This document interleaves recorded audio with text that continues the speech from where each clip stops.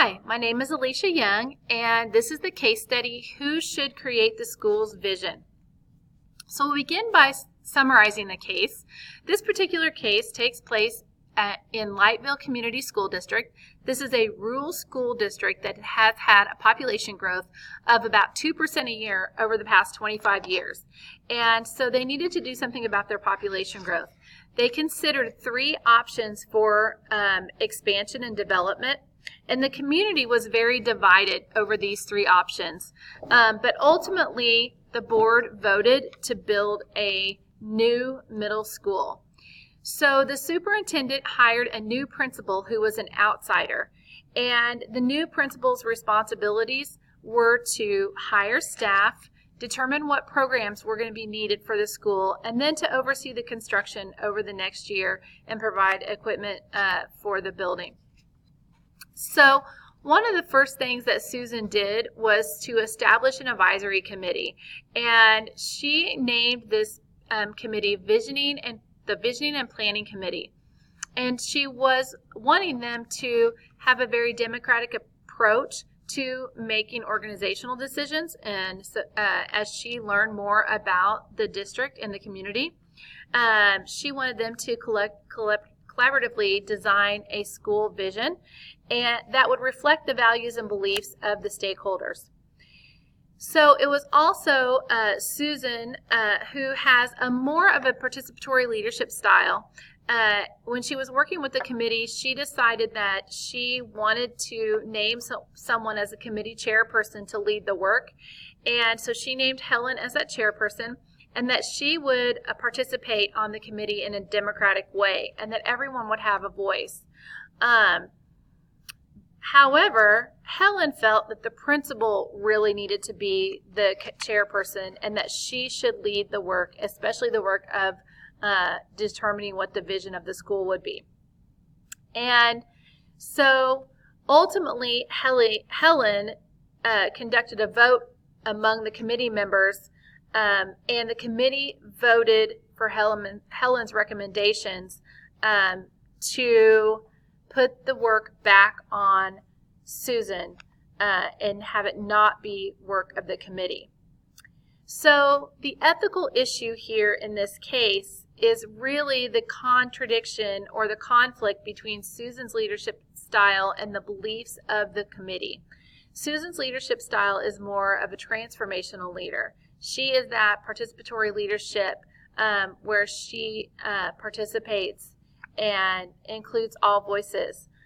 She also is a visionary leader. She believes in designing a collaborative vision with the voice of the stakeholders.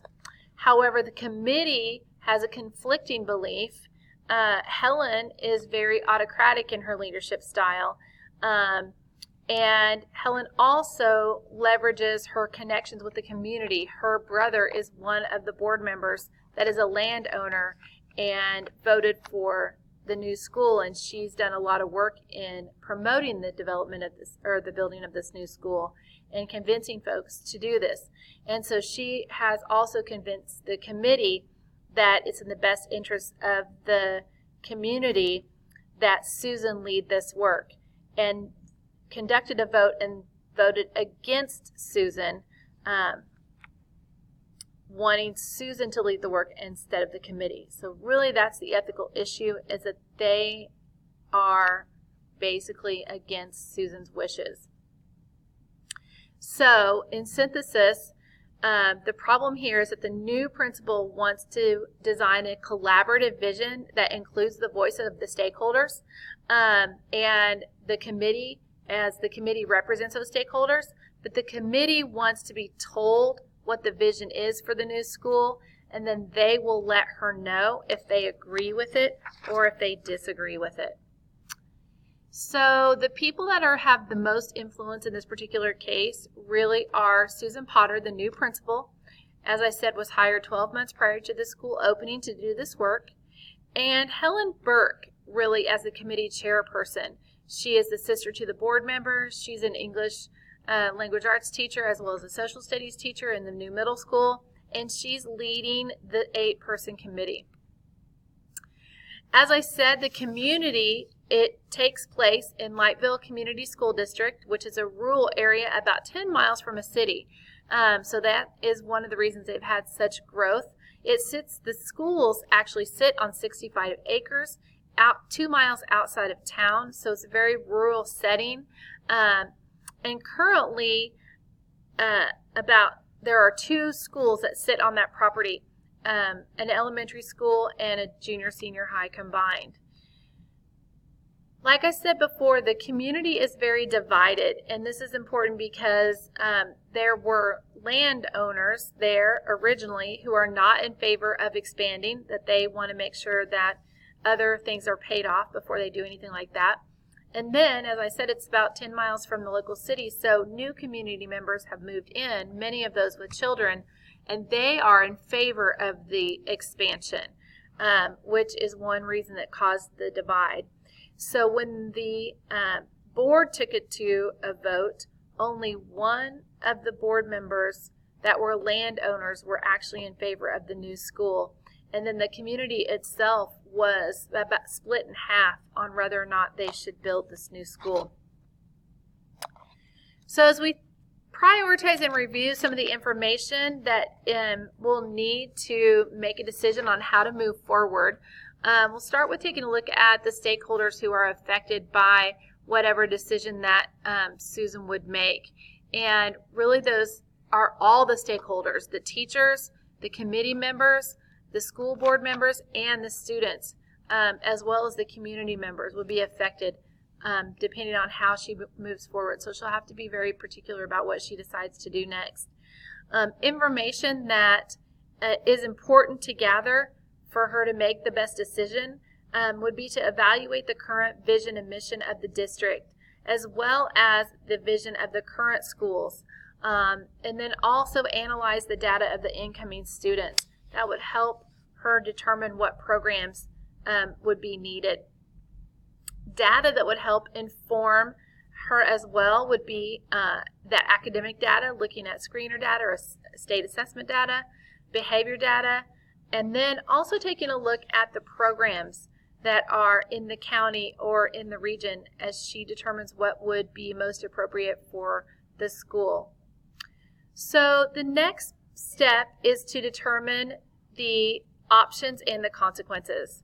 So option 1, I decided that option 1 would be to go along with Helen's plan to have Susan write the vision. And the consequences here would be that that is really not a visionary leadership. It does not represent the needs of the stakeholders, and it may have a very negative impact on the culture ultimately.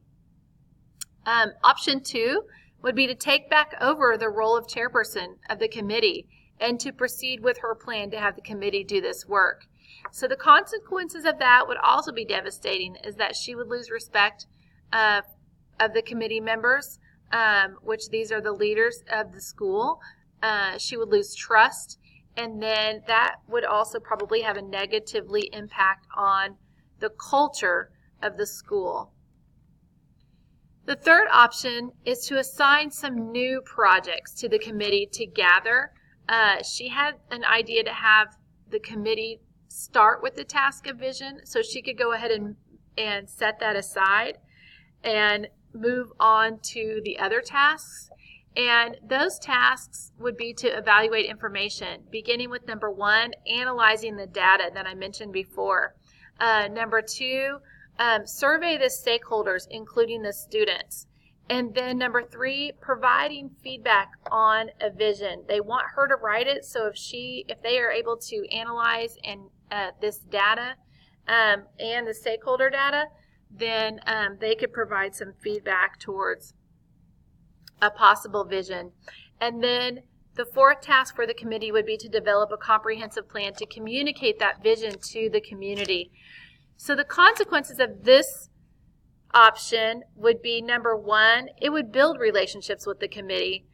They would feel valued and they would feel that their decision was honored. And number 2, it would allow Susan to gather the information needed to write a vision that would ultimately be collaborative, because she would have the voice of all of the stakeholders as she collected and analyzed this information. So the option 1, the pros and cons of option 1 going along with Helen's plans. The pros would be that the committee voted, and so we're honoring that. This is a laissez-faire leadership style, which even though the committee seems to want her to be in charge, they kind of are taking over, so that might be considered a pro for them. The cons are it's not collaborative. We're guessing on the vision because we're not being a visionary leader, and we're not considering the needs of the stakeholders. Option number 2, take over the chairperson of the committee and proceed with her original plan. The pros there would be that she would be allowed to design a collaborative vision using them as a voice, and she would be implementing that participatory leadership style that she wanted, but with more guidance. The cons to doing this would be that this is really an autocratic leadership act. It's not collaborative, it discredits the committee, and ultimately would break their trust. Option 3, assign the new projects to the committee to gather and evaluate information. The pros would be that this would allow her to design a collaborative vision and gather that information and the needs and the voice of the stakeholders. She would be still a participatory leader and able to do that with being more of a guidance. It would allow her to build relationships, identify the needs of the stakeholders, and be that visionary leader that she wants to be by including them in gathering all of this information that the stakeholders would provide and hold integrity to the process. So the best option, in my opinion, is option 3, to assign new projects to the committee to gather and evaluate information that will help in designing a collaborative vision. This will reflect the values and beliefs of the stakeholders. They will have the opportunity to evaluate the vision of the district, the vision of the current schools, identify the needs of the students, and a plan for communicating that vision to the stakeholders, which is ultimately the definition of a visionary leader.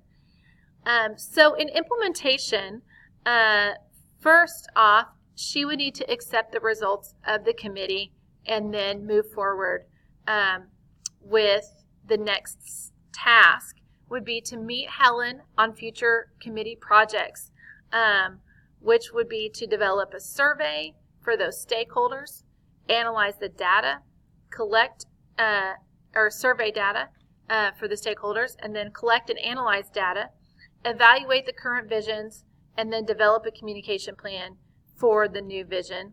And then also, lastly, gather feedback on a newly designed vision for the school.